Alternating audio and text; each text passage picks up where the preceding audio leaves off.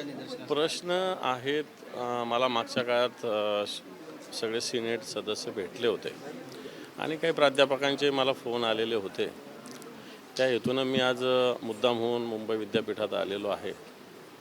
मुंबई विद्यापीठ आंतरराष्ट्रीय दर्जाचं विद्यापीठ जसं आहे, त्या विद्यापीठासमोर अनेक प्रश्नसुद्धा आहेत. मग विद्यार्थ्यांचे प्रश्न वेगळ्या पद्धतीनं आहे, सुरक्षिततेचे प्रश्न आहे, भौतिक सुविधांचे प्रश्न आहेत. आज या विद्यापीठात 394चा जो स्टाफ आहे त्यातला फक्त 194 जण आहेत. याचाच अर्थ जवळपास 60% स्टाफ आताही नाही. मान्यता मिळाली या पदांना, पण भरायचे कधी याच्यासाठी स्पष्टपणे शासनाचे निर्देश नाही. मुलांसाठी हॉस्टेलची आवश्यकता आहे, मुलींसाठी हॉस्टेलची आवश्यकता आहे.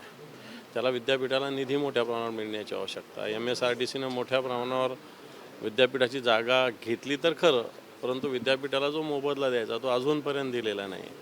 आणि याच्यामुळे अनेक विषय प्रलंबित आहे. याच्यामुळे विद्यार्थ्यांचं नुकसान होतं, विद्यापीठाचं नुकसान होतं. आणि मला असं वाटतं विद्यापीठाचे सुद्धा हे प्रश्न आहेत, हे निश्चित हिरिरीनं शासनासमोर मांडण्याचा आम्ही प्रयत्न करणार आहोत.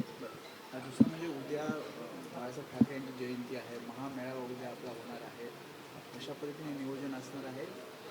मला असं वाटतं तुम्ही उद्या संध्याकाळी या मैदानावर, नियोजन कळेल आपल्याला. प्रचंड असा विराट असा मेळावा उद्या होणार आहे आमचा संध्याकाळी. स्वबळाचा नारा उद्धव ठाकरेंकडनं दिला जाईल, कारण ज्या प्रकारे आपण असाल किंवा संजय राऊत असाल, वारंवार कार्यकर्त्यांचं किंवा पदाधिकाऱ्यांचं जे म्हणणं आहे ते उद्या उद्धव ठाकरे त्याबद्दल घोषणा करतील. हे पण स्थानिक स्वराज्य संस्था स्वबळावर लढाव्यात असं शिवसैनिकांची मनोकामना आहे. ही पक्षप्रमुखांच्या कानावर सगळ्या शिवसैनिकांनी टाकलेली आहे. तर पक्षप्रमुख जे निर्णय घेतील त्या निर्णयाच्या अधीन राहून आम्ही सगळे काम करू. पण काही ठिकाणी म्हणजे पुणे असेल किंवा पिंपरी चिंचवड असेल, अशा महापालिकांमध्ये काही वेगळी समीकरणं दिसतील. हे पहा, स्थानिक स्थिती जशी आहे त्याच्यावर निर्णय घेतले जावेत ही सुद्धा भूमिका आहे.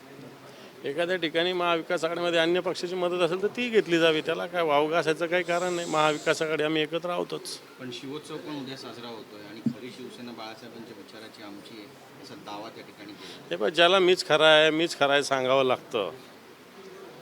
आता आम्हाला सांगायची गरज आहे का आम्हीच खरे आम्ही आहे, या जगाला माहिती आहे. उदय सामंत म्हणतात की उद्या मोठा गौप्यस्फोट होईल आणि शिवसेनेचे 5 माजी काँग्रेसचे आमदार आमच्या समोर काय करायचे स्फोट करत बसा, काही प्रॉब्लेम नाही. सगळे स्फोट आमचे कान आता बधीर झाले, तेव्हा काही फरक नाही पडणार. वाल्मिक कराडांना 14 दिवसाची न्यायालयीन कोठडी दिली. या प्रकरणाकडे नेमकं कसं पाहता? हवा काढण्याचं काम होतं असं वाटतं तुम्हाला?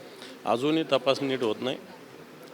काल काही अधिकारी मला सहज भेटले, CIDचे, आणि ज्यावेळेस असं चर्चा झाली त्यावेळेस असं दिसतंय की तपास योग्य दिशेनं होत नाही.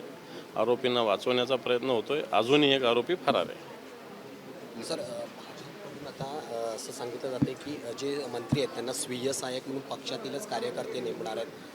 असं नाही नेमतात. भाजपचं सरकार नाही आहे, महाराष्ट्राचं त्यासाठी सरकार. त्यांनी सुधीर भुजबळ यांना हे भाजपचं सरकार नाही, महाराष्ट्राचं सरकार आहे. महाराष्ट्रातले अधिकारीच राहतील, भाजपचे कार्यकर्ते थोडी राहतील. छगन भुजबळ यांना दिलासा मिळाला. ABP माझा, उघडा डोळे बघा नीट.